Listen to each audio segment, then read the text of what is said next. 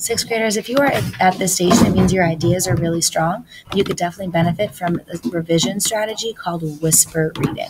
So why do we whisper read? This lets you experience your writing as your reader will. You'll actually hear how your writing sounds.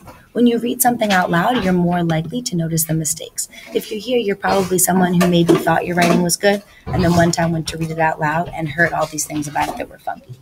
So right now in your seat, you're going to whisper read to yourself in 2 steps. First, you're going to edit for basic grammar mistakes and errors. Take a second and read over this checklist so that you're familiar, and then highlight the 2 things that you think are probably going to be the 2 biggest challenges for you as you read through the 2 things that you think you probably haven't done that well. Highlight the 2 or underline and unpause when you're done. Good. So now that you have those 2 things, you obviously want to whisper read to proofread and make sure you have all of them, but definitely keep a focus on what those 2 tough things are. Whisper read right now, make any edits, and make sure you check off each box as you notice that you've done all of those things. Step 2, word choice challenge. So if you've made it through step 1, here's a way to push your writing further.